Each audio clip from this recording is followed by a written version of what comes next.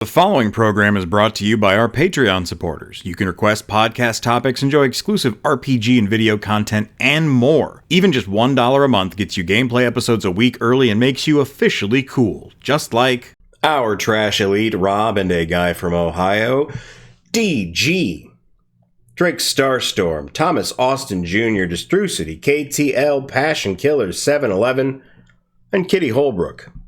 I am Eric J. Chucky, joined as always by the boy. Hey.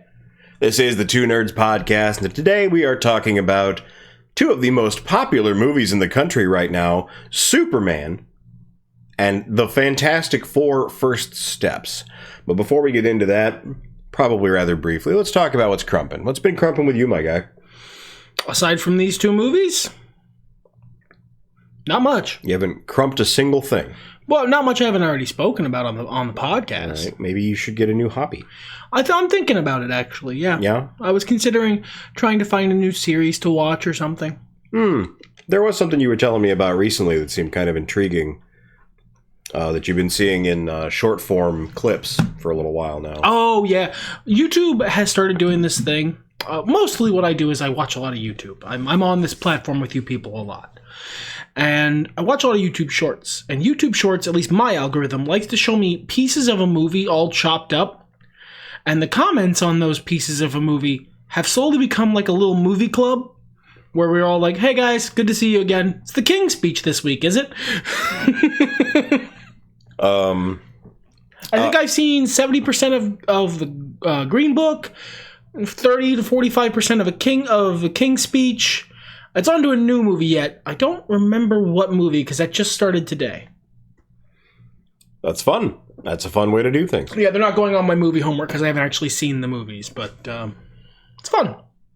I've been sick. I'm sure you can hear it. I apologize if I end up coughing through this. I have a cough drop right now and a delicious zero sugar cherry 7-Up to keep me nice and lubricated. But despite that, I finished Expedition 33. I believe it or not, they landed the plane. Phenomenal game. I'm not doing any of the end-game, post-game content. I don't care that much about the mechanics. Like, it's not my thing. But what an exceptional title. There's a small monster that just came past. He's gone now. I began playing Metaphor ReFantasio. I don't know why everyone went gaga over this game. It's not quite good as Persona 5 so far. I'm about 10 hours in. It's not bad. It's just like you're told something is the greatest thing of all time and you expect it to approach that. I feel like I did something else, but I don't remember what it was on account of the deep sickness. But I'm here for you now, joined as always by the boy. Yes, and I want to talk about these movies. They're very good, and I'd like to talk about them. All right, so how do you want to do this? I'd say chronological order. We watched one first and then the other, so let's talk about them in the order we saw them. Okay. We saw Superman a couple weeks ago. Yeah. And it was so good, but in such a, uncomplicated way that we didn't think we had a whole podcast on it. So we wanted to pair it up with this movie, with the next movie, which we were already planning on seeing. Yeah. Spoiler-free review for both, since it's going to be hard for you to skip ahead to the spoiler-free review of Fantastic Four. Superman is a bright, shiny, wonderful present from James Gunn. It is an optimistic, happy Superman movie. It was wonderful to see that in live action. It was not the best movie of all time, but it wasn't aiming for that. It was aiming to be a good movie about, someone trying to help. And it hit that 1,000,000%. Go watch Superman. Yeah, I thought Superman was pretty good. I thought the first half was a little awkward. And that's going to sound like damnation, but it just compared to the rest of the film. The second half was really killer. It definitely felt like a James Gunn movie, but like a James Gunn movie looking at it from a different direction. It didn't feel like a Guardians of the Galaxy movie. It felt like a James Gunn movie. That's Suicide Squad felt like a Guardians of the Galaxy movie. Yeah. by comparison. The Suicide Squad, not the one with Katana. The one he directed. Yes. The one he didn't direct, surprise, did not feel like a James Gunn. The is very important. Listen, I'm going to take you out to Ohio State. No! I'm going to beat the ever-loving piss out of you. No! And while showing you a picture of Iron Bull from Dragon Age Inquisition. Well, that's fair. Anyway, boy, do you have anything else to say? No, spoiler-free? Okay. Fantastic Four, spoiler-free. Fantastic. Like, I can't... yes. I've wanted a Fantastic Four movie for a long time. I once believed a good one was not possible. I am delighted, as always, to be proven wrong. Please go see it. It's doing fine. A sequel is already in the works, but internet chuds have decided it's doomed, and I don't like them. Prove them wrong. Go see Fantastic Four. Yeah, this is kind of like the dream of what I hoped for from superhero movies. When they started becoming in vogue. The weirdness is there, the action is there, the heart is there. There's some unexpected stuff that happened that I thought was really cool. The tone is very interesting. The pacing is very interesting. And I mean that in a good way. Unique. I don't know. It feels really, really cool. I'm not a huge Fantastic Four fan. I am much bigger, but...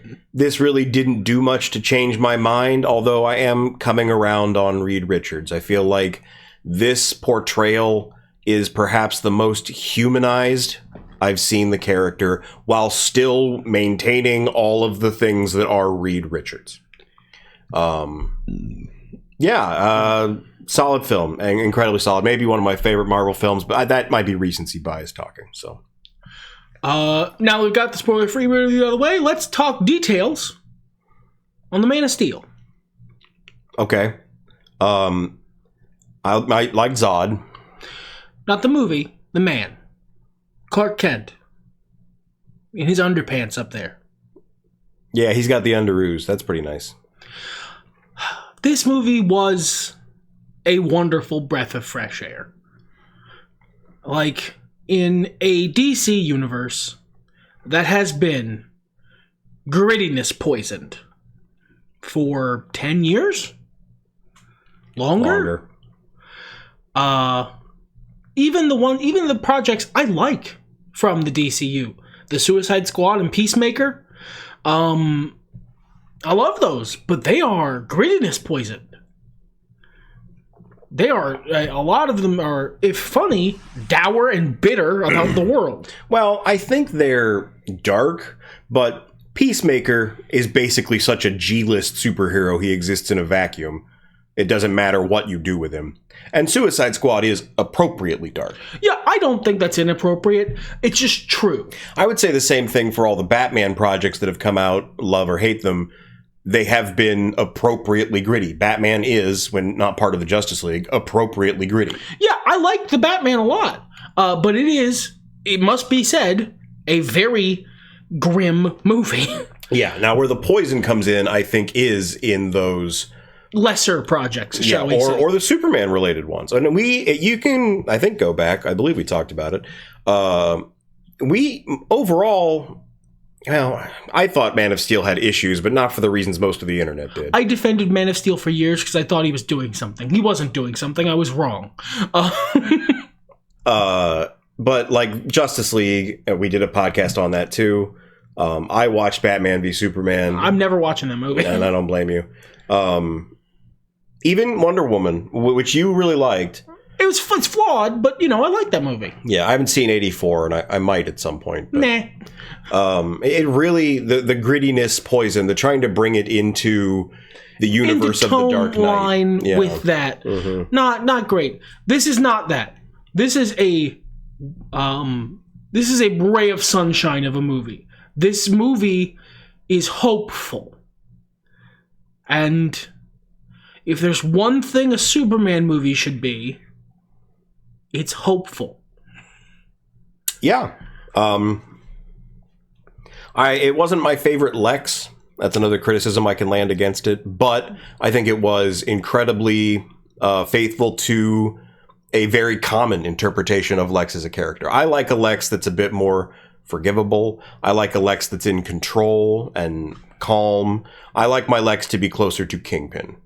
A valid interpretation. Sure. Clancy Brown did a wonderful job with that Lex in the DC animated universe. I would agree. This is a very John Byrne, Max Landis, American Alien Superman. This is a Superman who's intended to be a person. He's just Clark. He's just a guy. He's just a farm boy from Kansas. He wants to help, and his heart's in the right place. And he happens to also have phenomenal godlike power. I will say that's something about this Superman that I do like. He is Clark more often.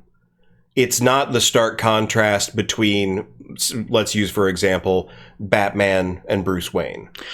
This is a very, I won't say modern, the John Byrne comics, we're a while ago at this point.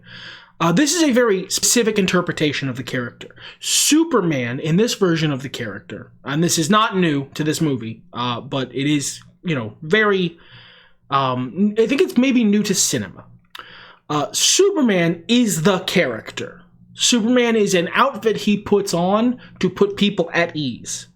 Clark wants to help, and that's the way he can do it. Like, they talk about it even in the character design portion. He's wearing the underpants again. And James Gunn really wanted to do the underpants, but couldn't figure out a way to make them look not silly. And then David Corenswet said, what if that's the point? What if they're supposed to look silly? He's not concerned about looking cool. He wants to put people at ease. He doesn't want to scare little kids. So he looks goofy. Intentionally so, because he knows that helps people deal with the fact that they're talking to someone who could turn them into a smear if he so desired. Yeah. And I like this version. My ideal Superman is the aspirational figure more than the relatable one. But I love this I love this almost as much. And this is my Lex. I love my Lex to be a petty, messy bitch. His hatred and envy of Superman should be so palpable that it comes pouring out of the screen every time he talks. It's the best version. Nicholas Hoult has never sinned before my eyes. He's been amazing in everything I've ever seen him in, and he delivers here as well. Yeah. There's really not a whole lot to say about why this film is great other than it is. I will give it the credit that as predicted by the boy, I am a Mr. Terrific fan now. He's very cool. A lot of hawk girl redemption going on here. I really like the portrayal of the character. She just screams and doesn't give a fuck. I appreciate that. Peacock girl. I mean, and we can't really go by without speaking about Green Lantern. No, Nathan Fillion is amazing, perfect, wonderful, transcendent casting for Guy Gardner. He was going to be somewhere in the movie. It's a James Gunn picture. Nathan Fillion's going to show up. They're buds. But for Guy Gardner, it's amazing casting because Guy Gardner is a douchebag. And Nathan Fillion plays a conceited douchebag really well. It's not the way I would have cast him. I would have cast a Bobby Budnick type and just let him be naturally that guy. But with the knowledge of what he's doing, as an actor. And the man has said he wants to get one punched, so he knows what he's up to. He knows the most iconic thing Guy Gardner ever did. Come at me, Green Lantern stands. You know I'm right. Is get knocked out by Batman, so he's gonna. And I love that about him. I really like this Lois as well. I think she did a really wonderful job, and she's kind of the axis around a lot of the movie rotates. I like this Lois because this Lois has... So there's a really hard line to draw with Lois Lane between, damsel in distress and anchor on the plot. Yeah. Just unpleasant, shitty person to be around who makes things worse. She threads that needle incredibly deftly. She challenges Clark without being a douche about it. And she manages to come across as someone who has a slightly harder edge to her than her, her boyfriend, but still does want to help and is willing to put her life on the line to do so. Before we do go on, and after I've said my piece, you're welcome to voice any final thoughts you have on the movie. I want to shout out the best character in the film, which I think we can both agree is Mr. Handsome. Oh, yes, obviously. Yeah. Standout performance. Yeah, perfect. He deserves his spot on Lex's desk. Yeah. What the fuck, man? That's so perfect. You create a beautiful being like that, and you want to admire it all day, every day. He's great. It's the little touches. I could Guardians of the Galaxy podcast about this a lot. Yeah. I could just talk about all the great things that happen in this movie and all the wonderful nods to Superman canon and all the wonderful little pieces of acting that the actors do. And the fact that David Corenswet his hair does the fucking thing on its own if you slick it back. But I will leave you with this. If you like Superman, you'll love this movie. And if you don't like Superman, watch the movie. I'm not going to say anything else. Just watch it. If you don't like Superman and you like comic book movies at all, I don't know that this should be your gamble on comic book movies. Maybe not, but watch the movie. I will say also, as we transition to the next one, I didn't have a lot of the publicity hype going into Superman, but after we saw it, my Instagram feed became nothing but clips of the cast doing interviews and stuff, behind the scenes featurettes and such. And they're really, really charming. It's almost like it built me up some excitement for the movie after I already saw it. Which for you is good, because you're very prone to hype backlash. I am prone to that. But it was nice because it kind of felt like I got to be at the after party, if you take my meaning. I don't mean that literally, as in though, these are my friends. But, it was a nice sort of celebration. It's cinematic aftercare. Yeah, there you go. So we move on to Fantastic Four First Steps. We already gave the spoiler-free review. Yeah. I don't know if we ended up spoiling too much about Superman at all. Mr. Handsome. But you can't spoil something that handsome. We don't necessarily spoil things. I mean, we don't need to... all right, you want to know a little behind the scenes? When we go through the plot very beat by beat, that's because we don't have a lot to say, or we're so baffled and upset that we have to tell you what happened to understand why. Sure. And if it's like a small movie that you guys might not have heard of, or it's an older film that's not in the zeitgeist right now, it bears some talking about. Also, I don't like doing that. I've been going back over old podcasts. They're on the Patreon. It's just us talking about wrestling. But man, I used to take notes and go beat by beat, and I swear, fully 1/4 of each of those podcasts is me going, let's see here, and then noting the next thing that happened, which was not that important. The plot is the plot. This is not a explanation. This is not in brief. I am not the nostalgia critic. We would have clips.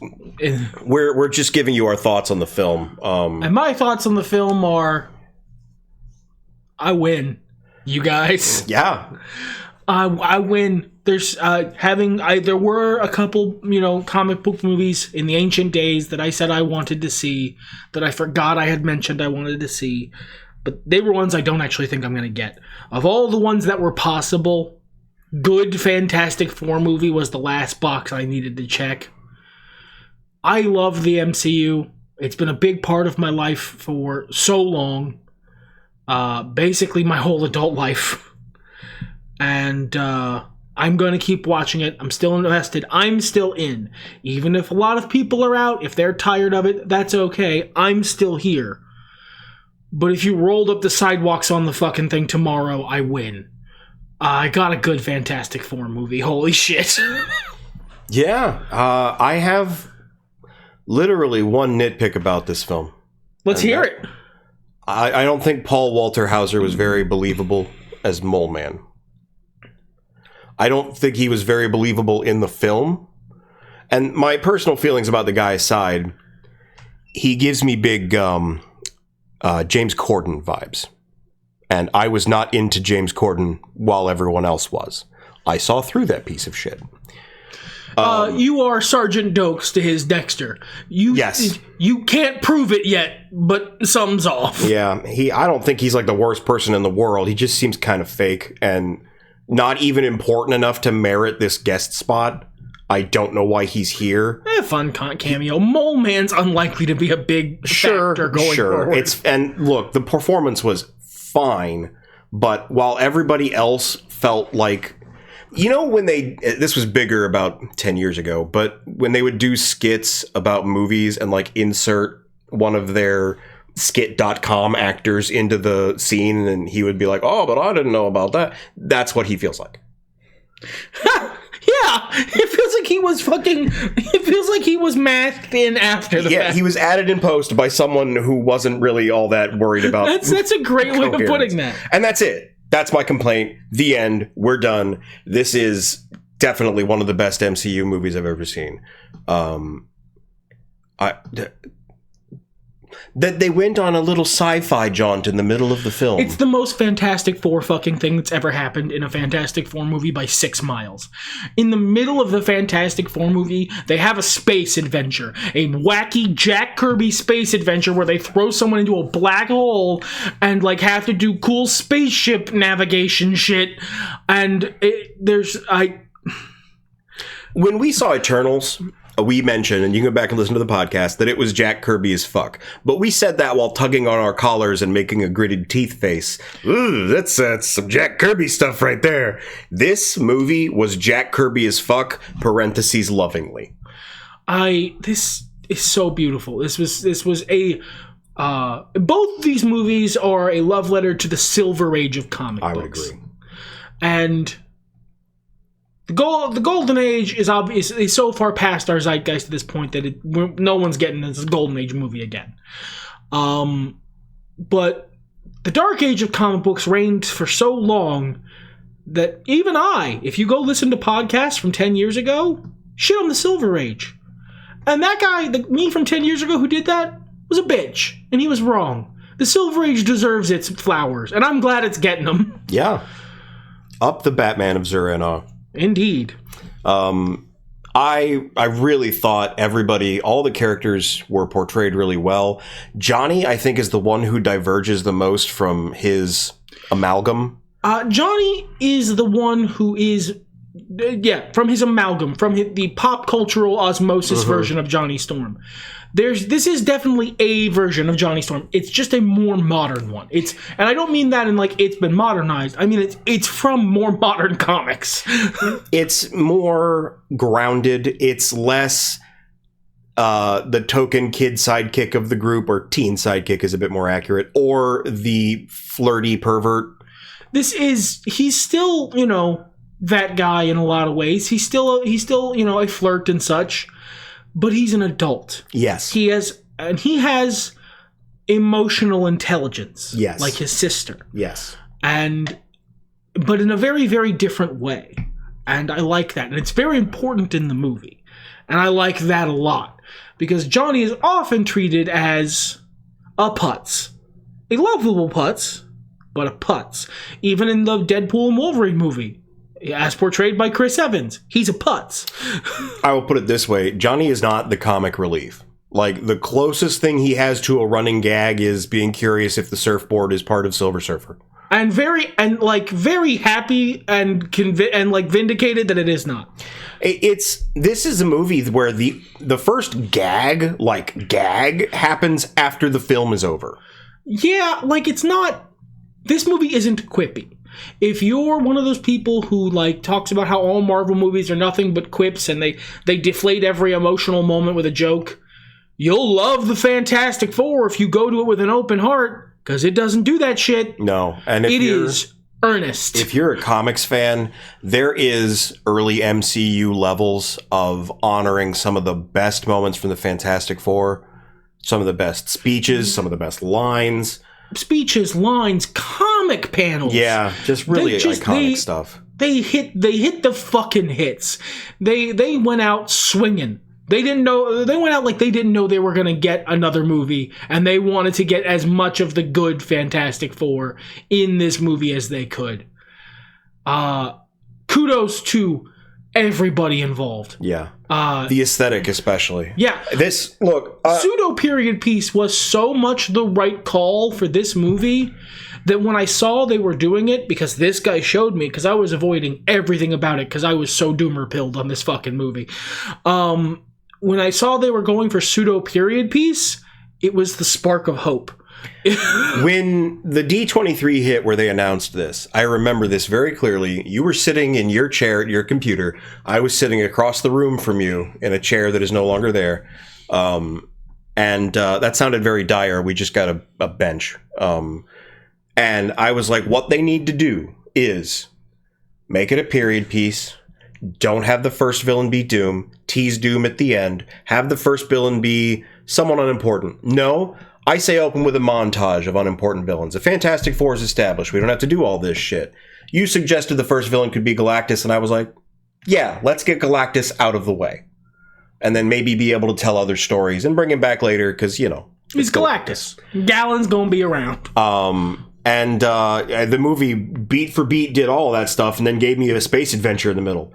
And thank you. Yeah, he fantasy booked this movie, and then they just did that. That never happens to me. And I think it was all the right call. I could talk about the nuance of this film a lot, but it's really like nerdy over analysis. I don't know if that's why you guys come to us. But genuinely, I don't. Let us know in the comments. I mean, like, if it's not, you clicked on a really weird video to avoid nerdy over analysis. Yeah.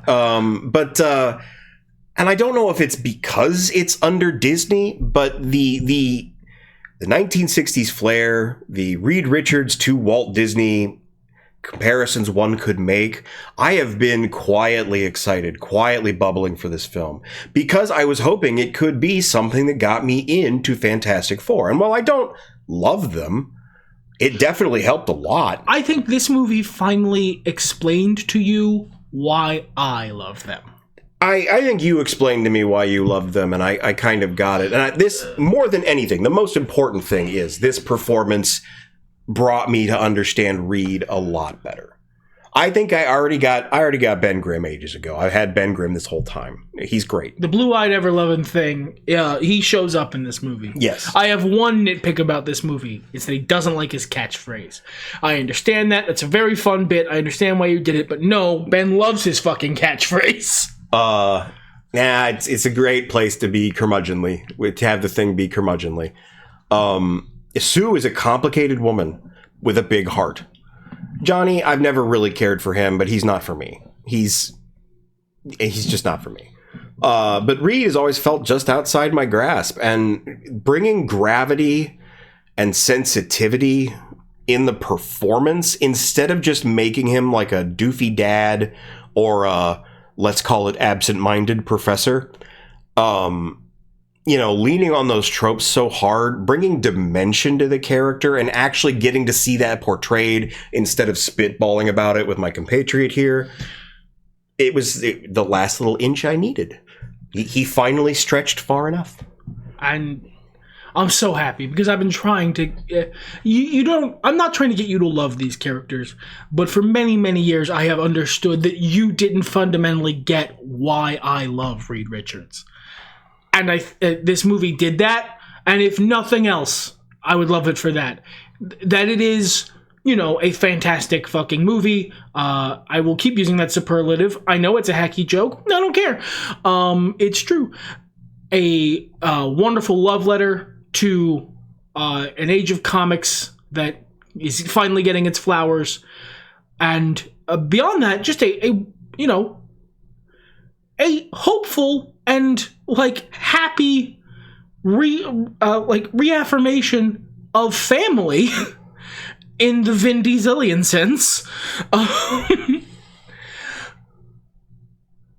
That is all a side benefit. It got my compatriot to understand Reed Richards in his chest as opposed to just in his head, and ironically, it did it by showing Reed Richards' heart as opposed to just his brain. And a lot of comics, like, I know there's super dickery, right? And that sort of stuff, and like the stereotypes about Superman made me not care for the character for most of my life. You helped convince me that he had some good parts, and I like him enough. Superman's never going to be my favorite superhero, but I get him now. The problem was with Reed, the comics leaned into that.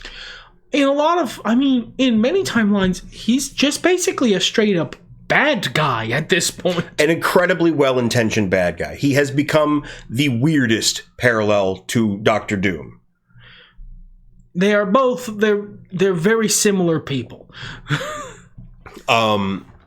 So like it had been the idea, the pure example of what you love about Reed Richards was dead by the time I got to him. Because I wasn't into Fantastic Four when I was younger. Fantastic Four, Iron Man, a lot of the very traditional villains. I was an X-Men kid. I grew up, mostly in the 90s. And look, am I going to say that him being the smartest guy in every room is not part of why I like him? Yeah. I'm a kid who grew up in gifted kid glasses. Intelligence was a big part of my self-identified personality until I got old enough to realize how stupid I am. I like that he was smart, of course, but that's never the part that emotionally resonated. The part that emotionally resonated was that he was responsible. And I don't mean always made the wisest decision. I mean took responsibility. Reed Richards is a man who understands that he's the smartest man in every room, and that comes with certain duties. And I love that about him. Yeah, it's great. I could talk about a lot of other things. Sue does great. This is a good Sue. Yeah, it takes every complexity of the character. Because I've been watching a bunch of Fantastic Four media, the original movie, a bunch of the 90s cartoon, which is from such a specific era in time. And I get these characters' tropes, and this is probably my favorite version of all of them. Yeah, absolutely. I like Thing's beard. Yes, the beard was a fun addition. We're not talking much about the thing, because it's just, he's there, he's great. They didn't fuck him up, is basically. Good job, you did it. Yeah. These are two really both incredibly simple concepts, Superman and the Fantastic Four, that should be so hard to mess up, and yet... They've done it, they fucked it up so much. Yeah. They fucked it up so often, for so long. Superman's had good movies before, but they fucked up the Fantastic Four so many times, and it's so simple. And they finally did it. They finally did it. Any final thoughts about Superman? I think we've said our piece about Fantastic Four. Any thoughts about where things are going in the future? I'm really excited for James Gunn's DCU. Me too. He's clearly got a vision. Yeah. And I think I'll agree with a lot of it, but even where I disagree, I think he'll do it well enough that I'll enjoy it anyway.